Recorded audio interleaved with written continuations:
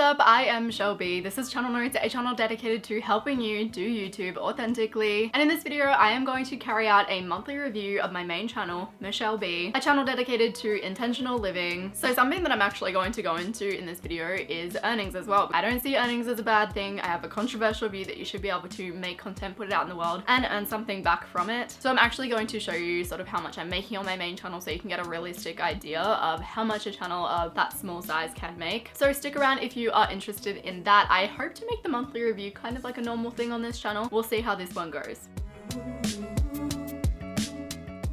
So doing a monthly review is like, it's an awesome thing to do, especially if you're a new YouTuber. You can really sit back and think what worked, what didn't work, what can I change, what are some minor things that I need to do for my YouTube channel. So I really suggest setting aside like 30 minutes every month just doing a quick review of your YouTube channel, and I guarantee it is going to bring some serious insight for your channel. And if you're not too sure what you want to include in your review, then you can listen on and see what I include in mine in this video. So first things first, I really like to track my subscriber growth. So last month I was sitting at around like 123,000, maybe 124,000 on Michelle B. So as of filming this video, I have 133,396. According to my monthly review email, I gained 8,987 subscribers, which is a pretty good growth month for me. I really love tracking my subscriber growth, even if it is a bit of a vanity metric, because it can just be so encouraging and also discouraging, which can then prompt you to make a change in your channel. You really get to know how much you're growing on a monthly basis, and you can see if you're having dips or if you're having highs and just sort out where's that coming from, what can I do about it. So next up, income. I don't know if this is what you're all waiting for, but I feel like if I was watching this video, that's probably what I would be waiting for. As I mentioned, I noticed that a lot of YouTubers tiptoe around earnings. On Google AdSense terms and conditions, it says don't publish your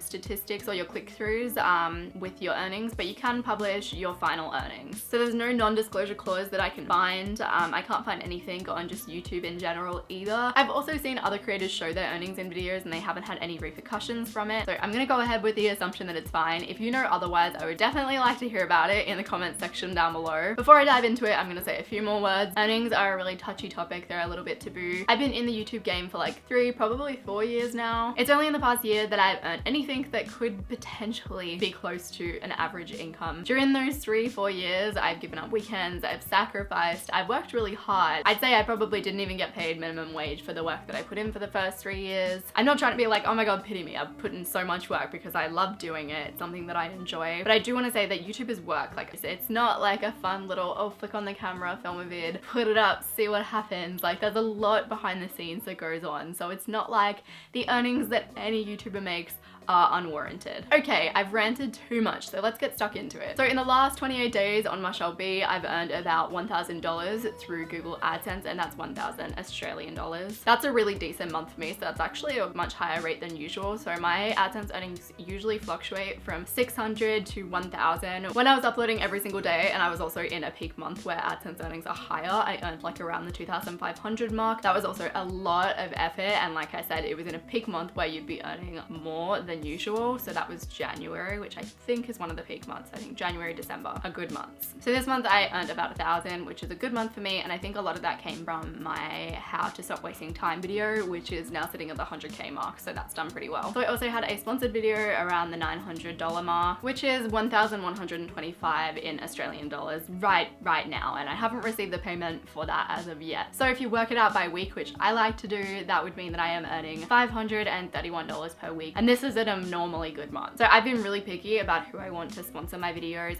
I'm incredibly fussy about it. Like, I'll be like, oh yeah, that sounds like a good idea, and then I fully retract it. I'm like, no, look, I don't want to be bashing my subscribers over the head with sponsored videos. I really value my subscribers, and I don't want to push them products that I don't fully support. If I ever want to make a full-time living on YouTube, there's no way that I can keep on going the way that I am with sponsorships. So I need to start looking into ongoing sponsorships with companies that I admire and companies that I support, or taking on just more sponsorships here and there. We'll see how we go. So the reason that I personally like tracking my income is because I have the goal of becoming a full-time YouTuber eventually. Being a full-time YouTuber will allow me to create more content, more quality stuff, and hopefully my own little online business to go alongside with my YouTube channel. So that's the eventual goal, and by tracking my income, I get to see sort of how it's moving upwards, whether it could be sustainable in the long run. If I get to a place where I've been tracking it for a while and yeah, like I've been earning enough to get by just based on that that income, then I will move forward and quit my job, which will be very exciting. It's slow growth and I enjoy my day job and I enjoy the people that I work with anyways. So that was a lot of talk about income, so let's move on to other bits and pieces. So another question that you can ask is what worked in your videos this month? So what sticks out as really obvious to me is the video that worked the most last month is my how to stop wasting time video. On Michelle B, my productivity videos do really well. They always have, and it's something that I haven't really tapped into. So I think that I need to start making more productivity videos. So I do have a few productivity related videos planned. Perhaps I could turn it into a series. It's just something that I need to think about in the background, how I can start making more videos along those lines that people obviously want and like. It could be worthwhile doing a week of productivity videos or something like that. I had a goals week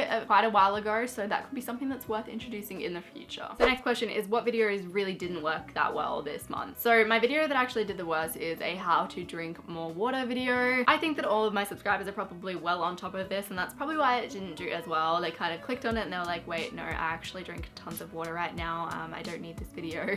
Also, I think I thought it was a bit more searched on than it actually is. So I'm hoping for a spike in views maybe January next year after New Year's, because a lot of people set a New Year's resolution of how to drink more water. So my video on questions to ask when you're feeling awful, it didn't really thrive. I can't say that I'm too surprised. My self-care, like anxiety kind of videos don't usually do that well in terms of views, but the feedback that I get is amazing. Like I always get comments being like, you've completely transformed my mood today, or like I'm going to use this all the time, or like, wow, this video really helped me to think about, you know, why I'm feeling certain ways. And I love that kind of feedback. So I'm never gonna stop doing self-care videos regardless of how well they do views wise. If I can impact one person in a way that is positive, I will be happy. Next thing you can ask yourself is the actionable things that you can do differently, change, start doing, stop doing. So big changes are actually happening. I'm trying to work towards doing 2 videos a week, and I just want to see how that actually impacts my income. Like I said, end goal is to be a full-time YouTuber, and when I'm a full-time YouTuber, I'll be able to upload 2 videos a week because I'll have a lot more time on my hands to plan those 2 videos a week, which will be amazing.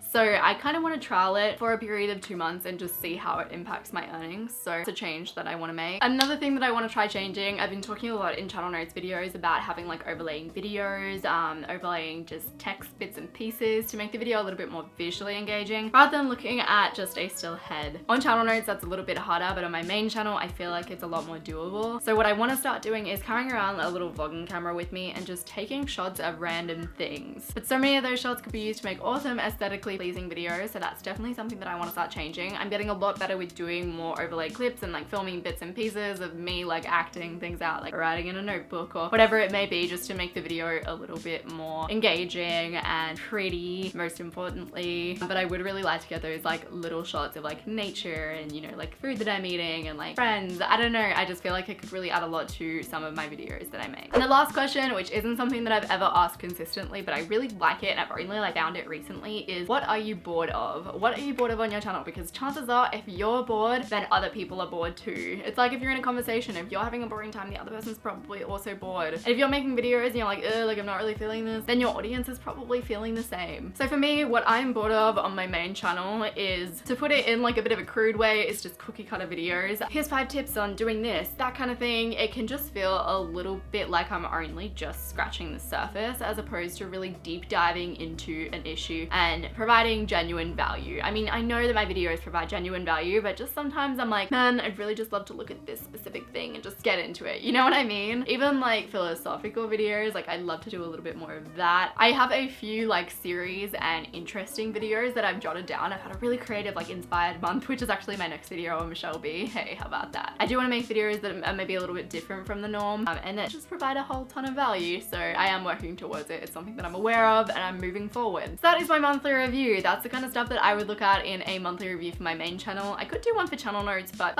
you know, we only have so much time in this video. If you do want to see a channel review for channel notes separately, then I can do that too. Let me know what you thought of this monthly review. I think it's a really interesting concept. I like the idea of it. I would love to hear what you guys think about it in the comments down below. If you want to see it ongoing, if there's any more questions you'd like me to include in it to see how I'd approach it, I'd love to hear your thoughts. I appreciate you guys so much. Subscribe to this channel for weekly videos helping you to do YouTube, and I will see you soon.